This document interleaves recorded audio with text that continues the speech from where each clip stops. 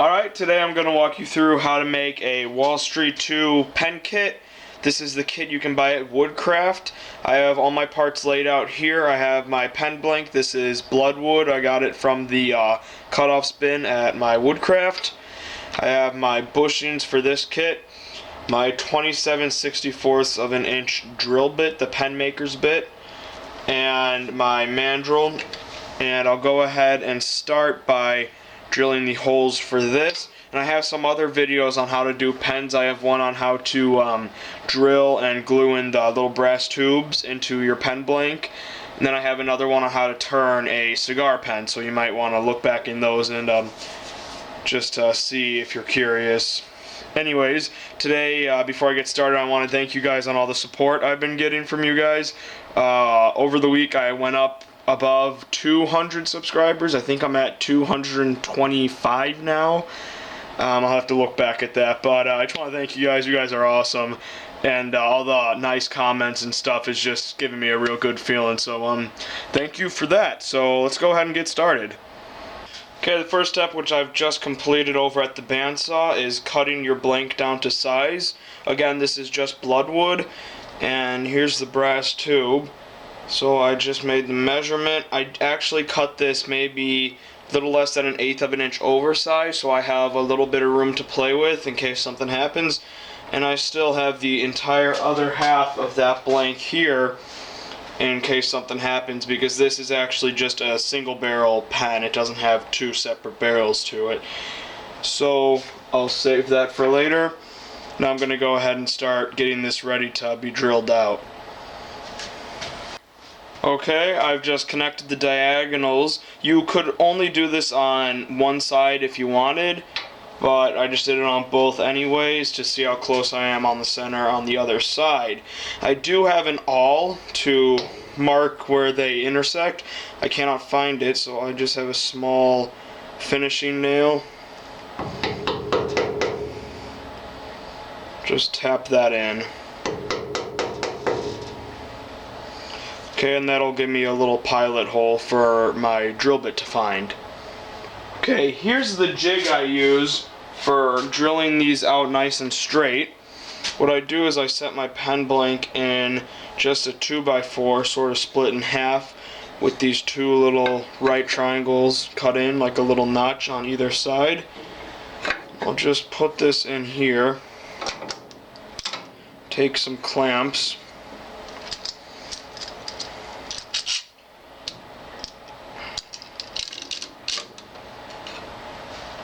tighten that one down lightly, take this one, tighten it down, and then to check if I'm entirely squared up, just take a square, and I'm looking pretty good. This is super simple. Didn't take me that long to make it all. Okay, I have my jig with my pen blank all securely clamped down to my drill saw, my drill press table. This is a drill press, not a drill saw. And I got it all centered up here with my 27/64 inch drill bit. Go ahead and just bore this out, and you can feel it when you poke through the bottom. So let's go ahead and do that.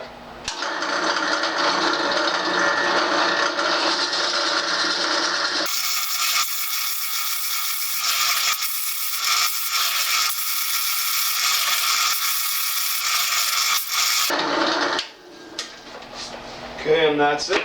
Go ahead and unclamp this now and see what I got. Okay, I just went ahead and took it out of my jig. There's what I got. And it's pretty straight, actually. It's just a little bit off on this end, but most of this will get turned away anyway, so I'm not too worried about that. And my little brass tube will fit in just like so. Now I'll just need to use some 5-minute epoxy to glue this in here, and there are actually a lot of tricks to getting that a nice tight glue bond in there, and I'll go through that next. Alright, getting ready to glue the brass tube into my pen blank. Now that it's all drilled out, I'm going to use 5-minute epoxy for this. And like I said, there are a bit of tricks you can do to get this in here and have a nice tight bond. First one I'm going to do is grab an old sheet of sandpaper and just scuff the outside of the brass tube to remove the shine of it. What this will do is help the epoxy bond better to the brass tube.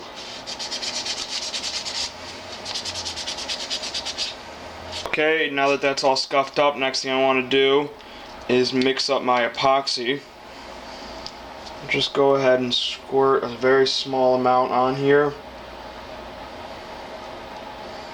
Just like that. Put the cap back on, set that aside. And with a barbecue skewer, I'll just mix this up. Epoxy is a two-part system, and when the two parts are mixed, it'll begin to harden. And I have to work fairly quick with this one because it'll dry completely in 5 minutes, although I will let this sit for a bit longer than that to cure up completely. And you want to make sure to stir this up really well, make sure it's completely mixed, otherwise it will not dry properly. It might be sticky, it might not cure up right. So just make sure you mix it all up. And when you do, you can take a little bit of it, put it on your brass tube, just smear it around. Be sure not to get too near the ends.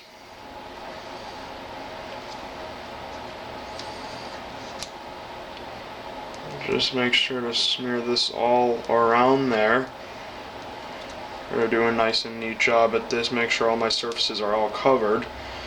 Now, one of the other tricks you can use to get a tight bond is when you press the brass tube in, by the time you get to this end, most of the epoxy is already squeezed out.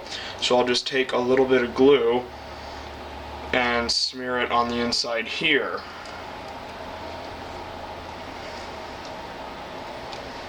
Okay, I'll go ahead and do this. Put it on the side opposite the gluey one, and as I push this in, I'm going to rotate it to make sure I get all my surfaces covered up. Go ahead and wipe off that excess. Just go ahead and push it in, just like that. And you will get quite a bit of epoxy on the other side, but I'm not too worried about that. I will clean out as much of it as I can now while it's still wet.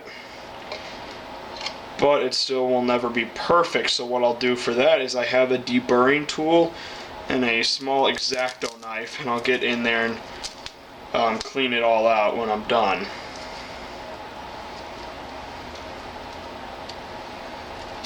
And there we go. I'll let that sit for 5 minutes. Then I'll go ahead and move on to the next step. Okay, now that this is all dried up and my little brass tube is glued into my pen blank, what we need to do is we need to flush trim the edges of the wood with the edge of the pipe. And to do that, I made up this very large sanding ring here a long time ago for sanding together segmented rings for a bowl I was working on at the time, and I have found a lot of use for this since.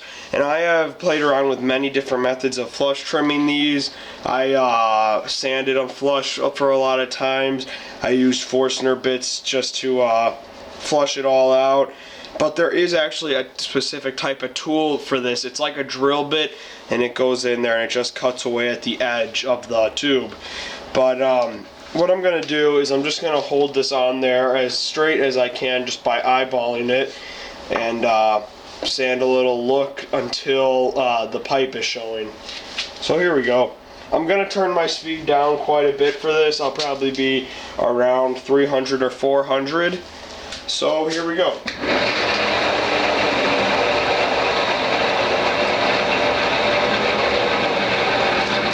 Alright, I'm just going to touch it on there.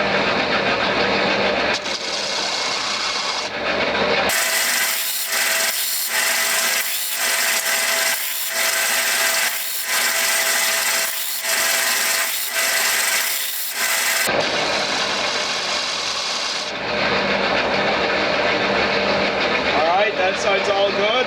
I'll go ahead and do the other side. Alright, I have everything I need laid out for my next step, which is going to be to fit the bushings into the pen blank. Now everything is flushed up now, and I can see the edge of the copper pipe here.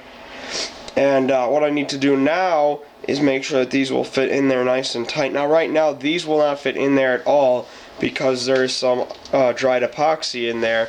For that I have a deburring tool, and this is a cool tool for pens because you put this in here, it has a tiny little blade, and you just twist this around in there, and that cleans out any epoxy in there. And I'll just continue doing this until it's all cleaned out and these will fit in there right. Another tool you can use that is a little harder to do cleanly and accurately is just an X-Acto knife. That's better for big stuff. This is good just for little things. And you can also do this if you have a faulty set of bushings and it won't slide over the mandrel properly. You can clean out those a little bit. But I'll just continue cleaning out this until I get a nice tight fit on both sides. Alright, I'll mull out this lathe now. I have my mandrel set up all in here. It's nice and tight. Just brought up my tailstock and put the center at the edge of the mandrel.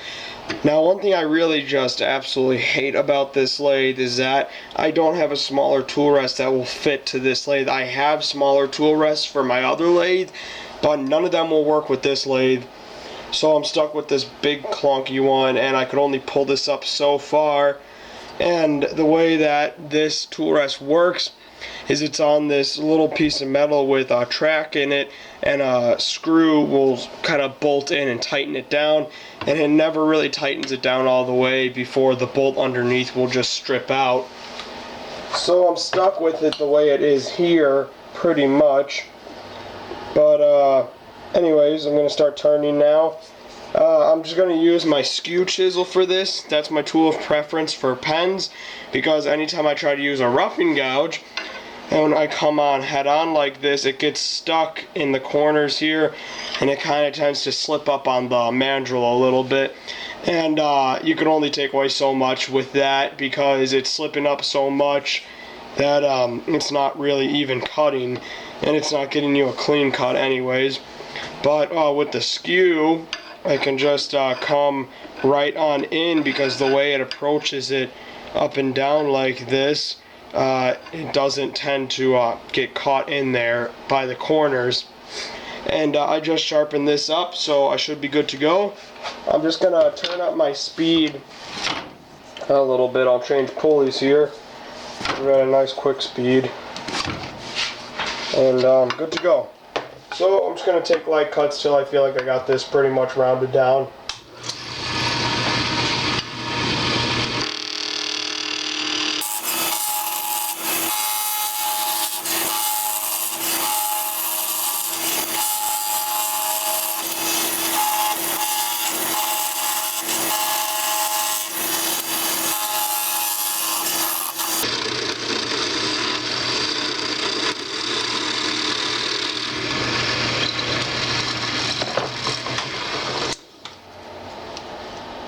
Oh, what the heck? What the heck happened? Jeez. Oh my god, that just came right on out. Well, disaster has struck. I don't know what happened with my skew, but it got caught in there funny. And this must be pretty soft wood, because the whole thing just kind of splintered off. Luckily it all came off in one big chunk. And I looked, and there was only a little tiny piece of the brass pipe showing. So it only broke away at the wood. So it was something in the wood, not the epoxy bond. So I'm hoping that I'll still be able to do this pen, because I already bought the kit and the parts for it and everything.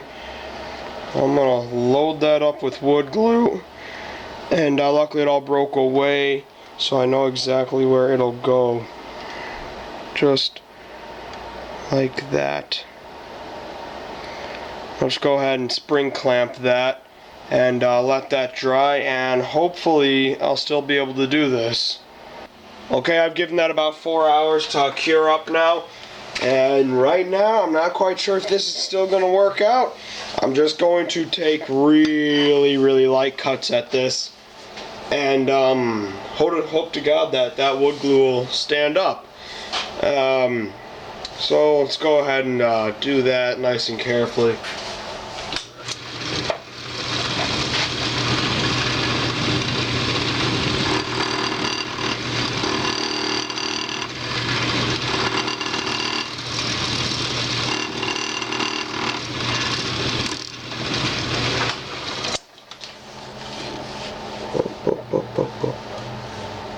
That just started to chip. Maybe if I come in from the other side.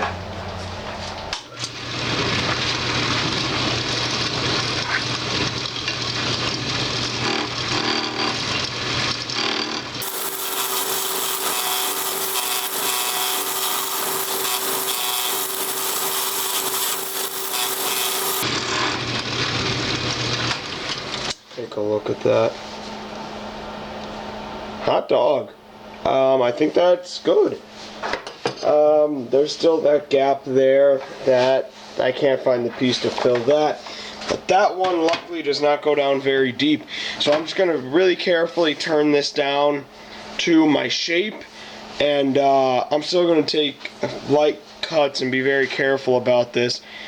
But I'm just going to turn it down to my final shape and see how it looks, and if there are tiny little cracks or anything, I will try to figure something out for that. Maybe I'll have to fill it or something. But let's go ahead and continue turning this. Alrighty, and it broke away again. Yep, it broke away again while I was turning. That is always such an aggravating thing. It's actually happened to me before. So, rather than scrap this whole project and throw it away, I decided, well, it's still on the lathe and everything's good. Gonna mix up some epoxy here and see what I can do. Go ahead and put the cap on here. This not quite sure if this will even work out anymore. Maybe if I'm lucky. But let's just see what we can do with a little bit of blue turquoise looking glitter. Okay. So I gotta do, I'm gonna mix this up first and then I'll mix it in. And stir this up nice and good. This is just ordinary 5-minute epoxy. And now what I'm gonna do is just sort of layer it on there over the crack spot. Hopefully turn it down. So go ahead and get an amount on there, stir it up, and smear it on there. Okay, got it all mixed up there. Go ahead and smear this all on there. Hopefully get something that is at least somewhat presentable in the end. Once this whole thing gets turned down to its final diameter, there won't be much of this to show. It'll probably just be in the one corner where it was really thin. But this might end up looking pretty cool with any luck.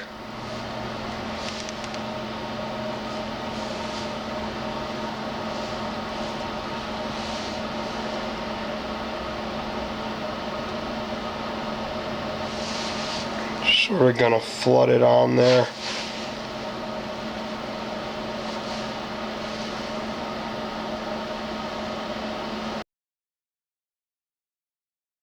Okay, this is all set up now.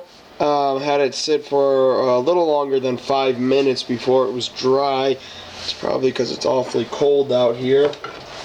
I'm going to switch over to a smaller skew. I'm just going to go ahead and start turning this back true, and we'll see how we're looking.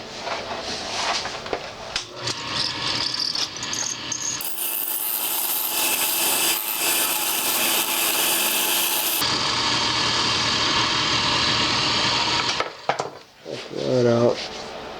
Oh, that's pretty cool looking. Okay, keep on turning then. Okay, I was just ready to start finishing, and I don't know what quite happened. I was finishing up sanding with 800 grit, and the piece of epoxy stuff just whoop fell right on out of there. So my thought was, okay, I'll just cut that idea, fill it with some sawdust, some of the bloodwood here, some fine sawdust, pack it in there and CA it. I pack it, I find my CA bottle, to find that my CA bottle was tipped over and glued to my cabinet. So I assume there must be a leak in the thing. I go to pull it out and I nearly glued my hands to it. They're still pretty bad. So I don't have time to go out and buy a new bottle of CA glue. And I don't want to use that one because that will be a huge mess. I'll probably glue my fingers. So Loctite super glue will have to be good enough for now. Most important thing right now is to pack that very nice and tightly so there's no little gaps. I want to try to make it look like the wood grain. So I'm just going to pack that in there.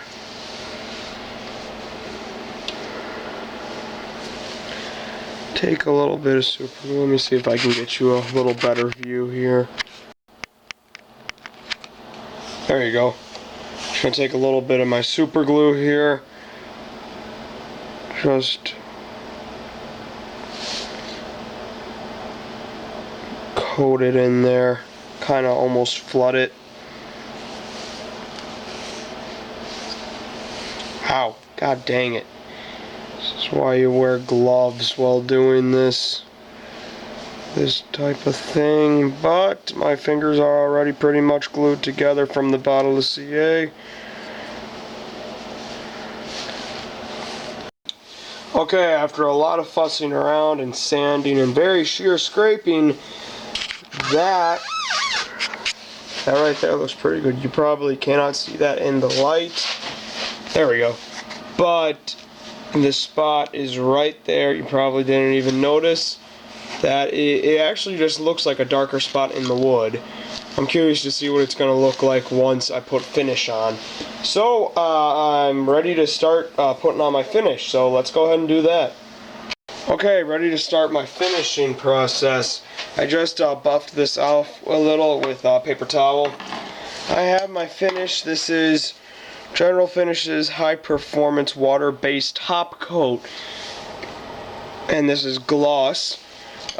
This is a very nice finish. It takes a while to put on, and there are a few tricks to this, but it makes for a beautiful finish.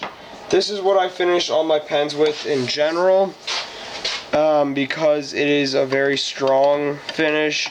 The first pen I ever did, I just put beeswax on it, and I thought it'd be fine, but after a while the finish went flat, and it started wearing off a little bit.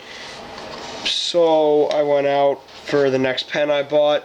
I asked the man at Woodcraft what he thought would be a good finish to use, and he showed me this, and this is what I use on all my pens now. How this goes on is you get a very thin bit on your paintbrush or a sponge, and you just lightly brush that on there, and you put on a lot of very light coats, sanding in between each one a little bit for the next one to bond.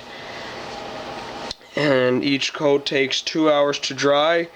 I'm skeptical as to whether it'll be 2 hours for me, because it's winter over here, and in my neck of the woods it gets really cold, and my shop it is just freezing. So that's on there pretty even now. I'll let that dry up overnight right now because it's pretty late. Probably won't be out here till next morning.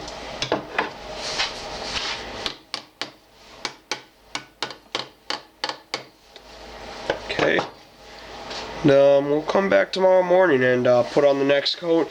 You actually go to about 8 or 9 coats is what I do, because the more you put on, the better it'll look, the higher quality. So I'll just let that sit there and dry up overnight. I will probably get all the coats on tomorrow and the next day, and we'll get to assemble it. Okay, I just went ahead and put on my last coat of finish this morning. I actually went to 7 coats, and on my last coat, I really wasn't worried so much about the protection for the wood. I was just worried about getting a real smooth finish, which I did. I'm gonna go ahead and pull up my tailstock and disassemble my whole mandrel and take off my pen blank so that I could start assembling this.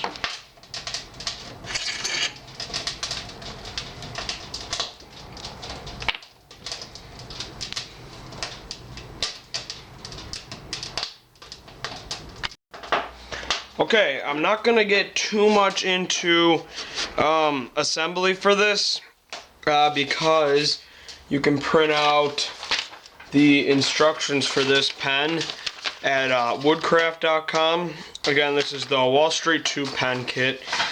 But I'm not gonna get too much into how to assemble it. I'll just go ahead, take out all of my parts here. Okay, not a lot of parts. Sweet. First step is to slide the spring on the end of the ink refill.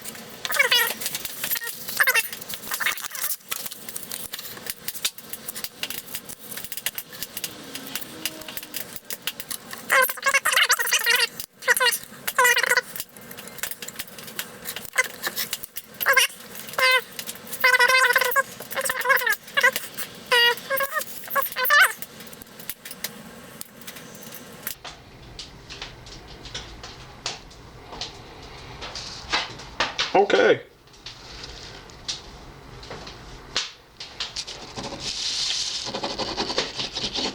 Nice. Okay, follow your instructions and you should get something like this. Very nice. I'm pretty happy with the way it came out. One thing I would suggest doing is, while it's still on your mandrel, is take a skew or something and just very lightly shave off a little bit of the end just to flush it all up, because I don't know if you can see that, but it doesn't meet up all the way. There's just less than a 1/16 of an inch where it doesn't meet up because it's not entirely flush. But you know what, I can live with that. I can live with a 1/16 of an inch, but it all works out really well. And I did conceal the little weird spot where it chipped out and I had to fill it. I put the pen clip over that, which worked out nicely. Alright, thanks for watching this video, guys. I hope you got some good advice and tips in this video on how to do a Wall Street pen, and just some general pen turning advice for any kind of a pen. I do have other videos on pen turning. They're in a playlist on my channel if you want to go check those out. And please subscribe if you like this. And I will talk to you guys next Friday.